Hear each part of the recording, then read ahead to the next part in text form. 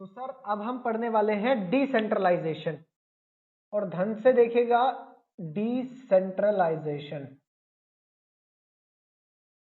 कुछ नहीं है, फेडरलिज्म का ही एक्सटेंडेड रूप है। अब देखिए भारत में किस तरह से सिस्टम है कि सबसे टॉप लेवल पे क्या है, आप इसको देखें।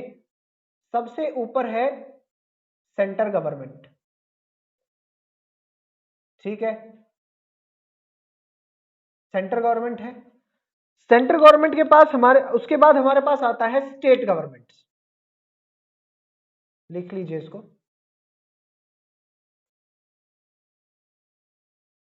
State government.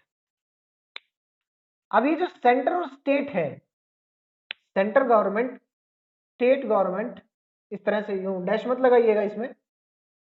सबसे पहला लेवल ये है, सबसे दूसरा जो दूसरा लेवल है वो है ये। बोला क्यों है ये, आपने देखा वाई, हमने सेंटर और स्टेट के बीच में पावर शेयर की थी। क्यों शेयर की थी हमने पावर, उसका क्या रीजन था? उसका रीजन था कि ताकि रीजनल डाइवर्सिटी को हम अकोमोडेट कर सके, हम देश की यूनिटी को बनाए रख सके, ठीक है, एकता, अखंडता, और उसके साथ साथ जो विविधता है आप में उसको बनाए रखें, बचाए रखें हम, एडमिनिस्ट्रेशन आसान हो जाता है। बोला यहां तक तो ठीक है। बोला इसके नीचे, बोला देखो सेंटर गवर्नमेंट में क्या है, यहां पर इस लेवल के ऊपर क्या सिस्टम है, यहां पर है पार्लियामेंट। पार्लियामेंट है, पार्लियामेंट के तीन भाग हैं, एक लोकसभा, दो राज्यसभा, और तीन प्रेसिडेंट। देखिए प्रेसिडेंट किसी भी हाउस का मेंबर नहीं है, लेकिन वो पार्लियामेंट का एक हिस्सा है, क्योंकि पार्लियामेंट का काम है कानून बनाना। लोकसभा और राज्यसभा से तो पास हो गया, लेकिन राष्ट्रपति के हस्ताक्षर के बिना कोई भी बिल कानून नहीं बन पाता है, इसलिए प्रेसिडेंट भी इसके हिस्सा है। यानी कि सेंट्रल गवर्नमेंट की ओवरऑल रिस्पॉन्सिबिलिटी को देखें तो यहां पर ओवरऑल रिस्पॉन्सिबिलिटी जो है वो है प्राइम मिनिस्टर की, यह बात याद रखनी है, ठीक है। जब बात करें स्टेट गवर्नमेंट की, तो स्टेट गवर्नमेंट के अंदर लेजिस्लेचर है, स्टेट लेजिस्लेचर, वो असेंबली भी हो सकती है, काउंसिल भी हो सकती है। अब इस लेजिस्लेचर में क्या है, first legislative assembly, Vidhan Sabha. अब देखो लेजिस्लेटिव काउंसिल हो सकता है और हो सकता है ना भी, ये स्टेट्स पे है, लेकिन कानून क्या है कि लेजिस्लेटिव काउंसिल में जितने भी मेंबर होंगे वो इसका एक तिहाई होंगे, यानी कि यहां पर तीन हुए तो यहां पर एक होगा, और तीसरे यहां पर आते हैं गवर्नर, ठीक है। यहां ओवरऑल रिस्पॉन्सिबिलिटी किस आदमी की है, यहां ओवरऑल रिस्पॉन्सिबिलिटी है चीफ मिनिस्टर। बोला ये तो ठीक है, ये तो चल गया। बोला लेकिन ये तीसरे लेवल की बात क्यों कर रहे हो तुम? बोला हमने एक और लेवल इंट्रोड्यूस किया ना यहां पे, वो तीसरा लेवल क्या है, वो तीसरा लेवल है सर लोकल बॉडी गवर्नमेंट। बोले लोकल बॉडी गवर्नमेंट क्यों लाए हो, क्यों लाए हो? सबसे पहली वाली बात है वाई। बोला हमने देखा कि यार, आप देखो उत्तर प्रदेश जो है उसकी पॉपुलेशन रशिया से कम है, 18 करोड़, यूपी में अब तो शायद 22 करोड़ के आसपास है, रशिया की पॉपुलेशन 17-18 करोड़ है। बोले यार रशिया में चलो फेडरलिज्म दो लेवल पे काम कर जाए, लेकिन यूपी एक स्टेट है, लेकिन उसकी पॉपुलेशन महाराष्ट्र जर्मनी से जितना है साइज में आप देखें। तो बोला ये क्या है, बोले सबसे बड़ी बात तो हमारे पास साइज, सबसे पहली बात है कि हमारे यहां पर साइज बहुत जो है बड़ा है, किसका? पॉपुलेशन साइज, पॉपुलेशन साइज में भी रख लो और साइड में पॉपुलेशन। देखो बहुत सारी स्टेट्स ऐसी हैं जो बहुत बड़े बड़े देशों से जो है बड़ी है, जैसे में भी जैसे महाराष्ट्र है वो जर्मनी जितना है, आप देखें तो साइज फिर पॉपुलेशन हमारे यहां पर देखें आप, पॉपुलेशन यूपी की रशिया के बराबर है। यहां साइज में देखें तो महाराष्ट्र जर्मनी जितना है। बोला तीसरा सर सबसे इंपॉर्टेंट है डाइवर्सिटी। डाइवर्सिटी क्या, हमारे यहाँ पे डाइवर्सिटी बहुत है, तो इस डाइवर्सिटी को और नीचे के लेवल पे, कि लैंग्वेज के बाद और नीचे लेवल पे हम इसको काम करें। महात्मा गांधी बहुत फेवर में थे विलेजों के, गांवों के विकास के ऊपर। बोला ये तो ठीक है, बोला आपने कैसे किया फिर इस लोकल बॉडी गवर्नमेंट को? बोला हमने इसको दो हिस्सों में बांटा। बोला सर कौन से दो हिस्सों में बांटा? बोला वो दो हिस्से देखो आप। बोला एक हमने बनाया urban, urban local body government, और एक हमने बनाया रूरल की गांव के लिए रूरल लोकल बॉडी गवर्नमेंट। बोला इस जो रूरल है इसी का एक और नाम है पंचायती राज इंस्टीट्यूशन। पंचायती राज इंस्टीट्यूशन, पंचायती राज इंस्टीट्यूशन, क्योंकि गांव में पंचायत को देखेंगे आप। बोला सर ये क्या है ये? बोला देखो ध्यान से फिर एक बार रिवाइज करो कि भाई देखो यूनिटरी सिस्टम ऑफ गवर्नमेंट होता है कि जहां पर केवल केंद्र की सरकार हो, किसी भी राज्य की कोई सरकार या तो हो ही ना, और अगर हो तो वो केंद्र के इशारों पे चले, सेंट्रल गवर्नमेंट के डायरेक्शंस पे चले। बिल्कुल फेडरल में क्या होता है कि सेंट्रल गवर्नमेंट यानी कि पावर शेयरिंग का ही फॉर्म है कि सेंट्रल गवर्नमेंट के साथ साथ स्टेट गवर्नमेंट हो, और स्टेट गवर्नमेंट के अधिकार संविधान में मेंशन्ड हो, का जुरिस्डिक्शन हो वहां पर। और सर आप ये मत कहना कि सर ये ना हो तो, क्योंकि वर्टिकल डिस्ट्रीब्यूशन ऑफ पावर पढ़ रहे हैं, पावर शेयरिंग से ही रिलेटेड है। अगर पावर शेयर नहीं होगी तो कॉन्फ्लिक्ट से पॉलिटिकल इंस्टेबिलिटी आ जाएगी, वोलेंस हो सकता है। श्रीलंका में आपने देखा ना सिविल वॉर, उसके बाद क्या है आपकी इकोनॉमिक ग्रोथ पे जो है नेगेटिव इंपैक्ट पड़ेगा, देश की यूनिटी खतरे में आ जाएगी। जहां तमिल ईलम की डिमांड उठ गई थी, यहां पर शुरू में तो आपको लगा कि बड़ा मजा आ रहा है मेजोरिटी की बात मान के, लेकिन लास्ट में सिन्हा भी तो मारे गए जब लिट्टे ने गोलियां चलाई, तो मेजोरिटी के लिए भी नुकसानदायक था। तो सेंटर स्टेट बोला, लेकिन लोकल बॉडी को लाने के पीछे का कारण था कि हमारे कई राज्य बड़े बड़े देशों के बराबर है साइज में, राज्यों की पॉपुलेशन रशिया जो कि देश दुनिया का सबसे बड़ा देश है उसमें एरिया में, उसके बराबर है। यहां डाइवर्सिटी बहुत ज्यादा है। वो कहते हैं ना हर कुछ दूरी के ऊपर भारत में जो है भाषा बदल जाती है, पहनावा बदल जाता है। तो बोला हमने दो हिस्सों में और नीचे डिवाइड किया, अर्बन यानी शहरों में, रूरल यानी लोकल गवर्नमेंट। रूरल को क्या बोला, यानी गांव के हिस्से को क्या कहा आपने, पंचायती राज इंस्टीट्यूशन। बोला एक पंचायती क्यों? बोला क्योंकि इसका बेस पंचायत है। कैसे? बोला देखो इसमें तीन लेवल्स हैं, सबसे बेस पे है पंचायत। पंचायत बोले पंचायत क्या है जी, ध्यान से देखिएगा। पंचायत एक विलेज को ऑपरेट करने वाला इंस्टीट्यूशन पंचायत। विलेज, इसको मैं आपको बताऊं, विलेज जो है एक गांव है, एक गांव में जो एक असेंबली, पंचायत की डेफिनेशन लिखो, an elected assembly of several ward members known as panch, PANCHS, and one head called sarpanch in a village is called panchayat. यानी कि एक सरपंच और कुछ वार्ड मेंबर्स यानी कि कुछ पंचों की जो सभा है वो पंचायत है। व्हाट इज व्हाट इट्स, इसका काम क्या है? इसका काम है गांव की ओवरऑल फंक्शनिंग को देखना, गांव में सड़कें सही करवाना। जैसे कई लोग जो है मैं सरपंच बनता है ठेका बंद करवा दूंगा, और पता चला सरपंच साहब रात को ऐसे डाल रहे हैं ऐसे, ठीक है। तो पंचायत है, panchayat day to day functioning में काम करती है। लेकिन एक बात यहां एक इंपॉर्टेंट चीज है कि panchayat works under the control of supervision, sorry, gram sabha. Gram सभा, चलिए मैं आपको इसको जो है मैं ऊपर की तरफ लिख देता हूं। इस पंचायत को हम यहां पर देखते हैं कि ये पंचायत क्या है।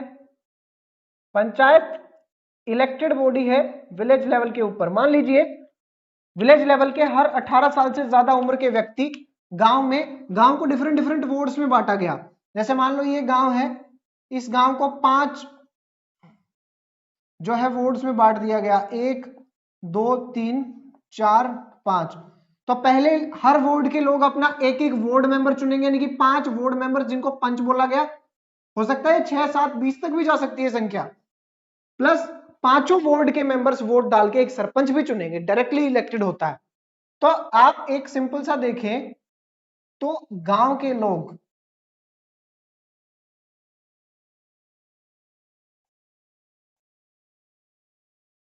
ये मान लीजिए ए विलेज है, इस गांव के लोगों ने अपना एक सरपंच चुना और मान लेते हैं इन्होंने 6 पंच चुने, ठीक है। मान लीजिए बी विलेज है, उस बी विलेज के वोटर्स ने, ये बड़ा गांव है मान लेते हैं हम, तो इन्होंने ज्यादा चूज किए और इन्होंने अपना एक सरपंच चूज किया, उसके साथ इन्होंने 7 पंच चूज किए, यानी कि वार्ड मेंबर्स चूज किए। ये पंचायत है। बोला सर पंचायत से ऊपर, बोला पंचायत से ऊपर एक लेवल है जिसको बोला जाता है पंचायत समिति। पंचायत समिति जिसको बोला जाता है ब्लॉक या बोला जाता है मंडल, और इसका जो हेड होता है, देखिए पंचायत का हेड होता है सरपंच प्रधान, और यहां पर जो हेड होता है वो होता है ब्लॉक प्रमुख। ब्लॉक प्रमुख। अब क्या होगा कि ऐसे ऐसे ये जितनी भी पंचायतें बनी हैं, इन सभी पंचायतों के प्रधान, कौन कौन सी पंचायतें देखिएगा, जैसे ये ए विलेज की पंचायत थी, ये बी विलेज की पंचायत थी, ऐसे सभी पंचायतों के प्रधान जाएंगे यहां पर। कौन जाएंगे? सभी पंचायतें। मान लीजिए 50 पंचायतों को मिला करके आपने एक पंचायत समिति बनाई है, 50 गांव उसके नीचे आते हैं उस एक ब्लॉक में, फॉर एग्जांपल हम माने तो 50 प्रधान जाएंगे, 50 सरपंच जाएंगे यहां पर। तो सरपंच तो हो गए, बोला सर सरपंच के साथ साथ और कौन होगा इसमें?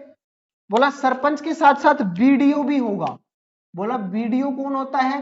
बोला ब्लॉक डेवलपमेंट ऑफिसर होता है। बोला ब्लॉक डेवलपमेंट ऑफिसर, बोला वो सरकार अपॉइंट करती है, उसके साथ एग्रीकल्चर मार्केटिंग वाले, सोसाइटी के मेंबर्स, फार्मर्स के रिप्रेजेंटेटिव्स वो होते हैं। हर ब्लॉक वाले, मान लीजिए ये एक्स ब्लॉक है, ऐसे ही यहां पर एक वाई ब्लॉक बनता है मान लेते हैं, ठीक है, ये वाई ब्लॉक बन गया। अब ये सभी लोग मिलकर के अपना एक ब्लॉक प्रमुख चुनते हैं, ये खुद ही, इनमें से एक को इन्होंने ब्लॉक प्रमुख बनाया, इन्होंने भी एक को ब्लॉक प्रमुख बनाया, तो ऐसे करके बहुत सारे ब्लॉक्स बन गए। बोला सर फिर क्या होगा?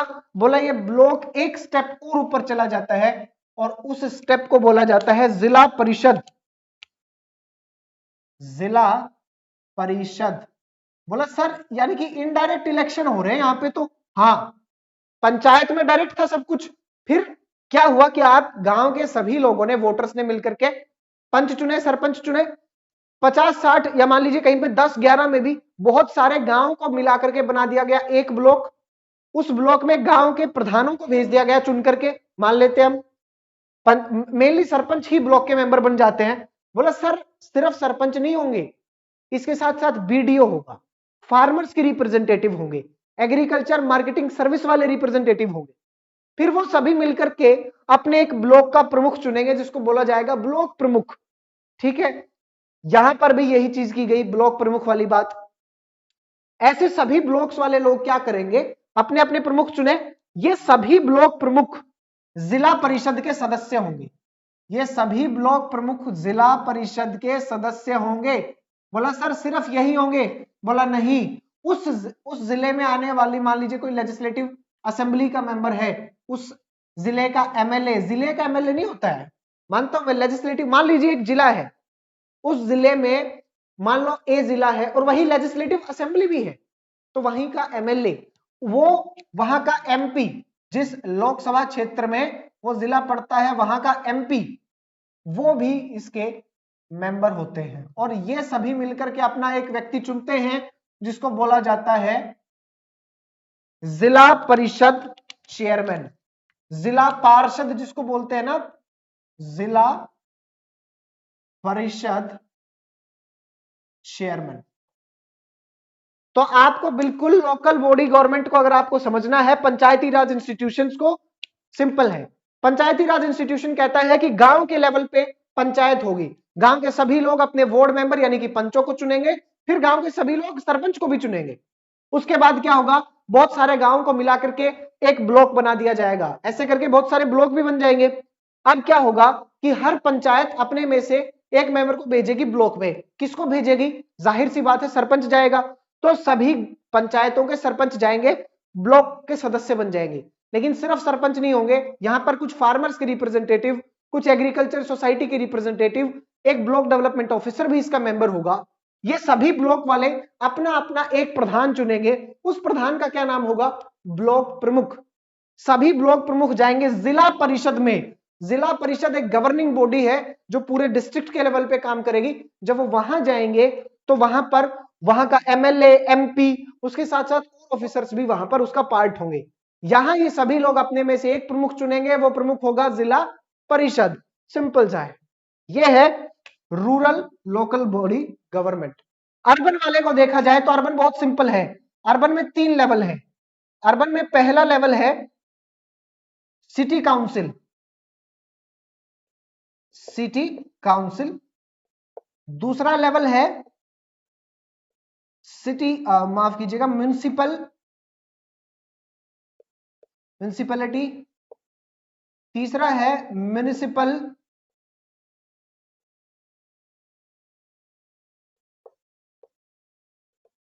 कॉरपोरेशन। सिटी काउंसिल की पॉपुलेशन 30,000 से 1 लाख के बीच में, जिस शहर की पॉपुलेशन 30,000 से 1 लाख के बीच में है वो सिटी काउंसिल है। यहां पर भी ऐसे ही वार्ड मेंबर चुने जाएंगे, वो अपना एक अध्यक्ष चुन लेंगे। म्युनिसिपैलिटी में देखा जाए तो यहां पर 1 लाख से तो ज्यादा है लेकिन 10 लाख से कम है। तो यहां पर कौन होगा, यहां पर म्युनिसिपल चेयरमैन होगा, इसका हेड म्युनिसिपल चेयरमैन होगा। म्युनिसिपल कॉर्पोरेशन 10 लाख से ज्यादा, ठीक है ना, 10 लाख से ज्यादा जिसके पास है पॉपुलेशन, वो म्युनिसिपल कॉर्पोरेशन है। म्युनिसिपल कॉर्पोरेशन का हेड होता है मेयर। सिंपल। ये है अर्बन। देखो, एक ऐसा शहर जहां 30,000 से ज्यादा लोग रहते हैं लेकिन 1 लाख से कम, उसको नाम दिया गया सिटी काउंसिल। उसको भी गांव की तरह से वार्ड में बांटा गया। वहां पर आपने वार्ड मेंबर्स चुने, उनको पंच नहीं बोलेंगे, उनको वार्ड मेंबर बोलेंगे या कॉर्पोरेटर बोलेंगे। फिर वो अपने में से एक अपना अध्यक्ष चुन लेंगे, ठीक है। सिटी काउंसिल का चेयरमैन चुन लेंगे वो। म्युनिसिपैलिटी है, म्युनिसिपैलिटी यानी कि 1 लाख से 10 लाख के बीच में जनसंख्या है, वहां पर म्युनिसिपल चेयरमैन होता है, यानी कि जो ये वार्ड मेंबर्स अपना एक लीडर चुनेंगे वो म्युनिसिपल चेयरमैन हो। म्युनिसिपल कॉर्पोरेशन की बात जब आती है तो म्युनिसिपल कॉर्पोरेशन का जो हेड होता है वो मेयर होता है। लेकिन ये मेयर जो है इसके पास सारी पावर ना रहते हुए रियल पावर्स होती हैं म्युनिसिपल कमिश्नर के हाथ में, जो एक आईएएस अधिकारी होता है। यह है आपका लोकल बॉडी गवर्नमेंट। अब आप देखेंगे कि भारत में कैसे इसको इंप्लीमेंट किया गया है। अब हम एक बार इंडिया के केस में और देखते हैं, डिसेंट्रलाइजेशन इन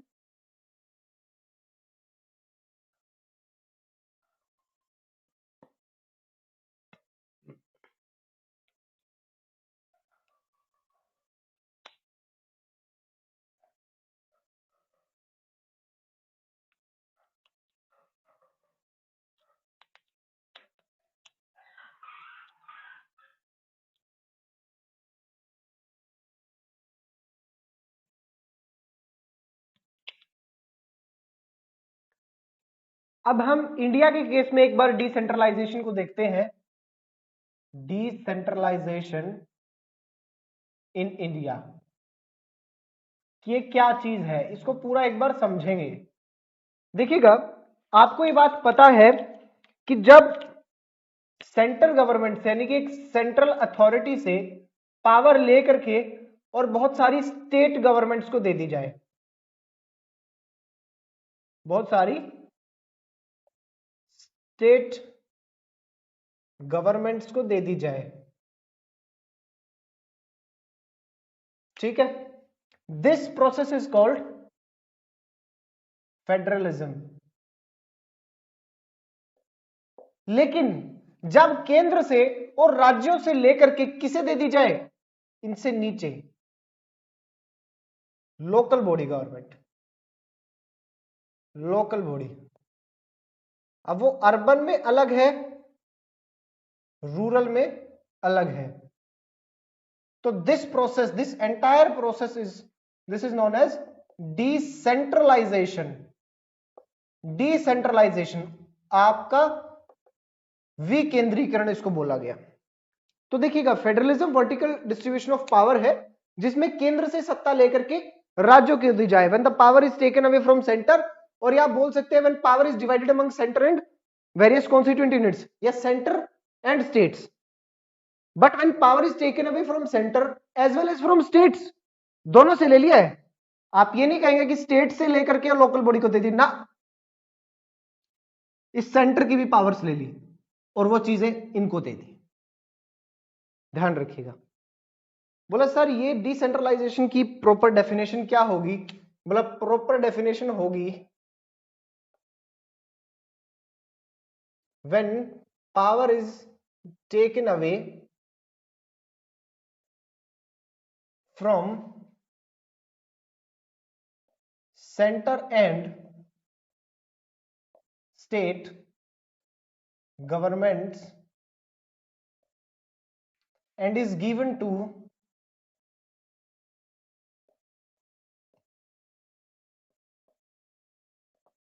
लोकल बॉडी गवर्नमेंट्स।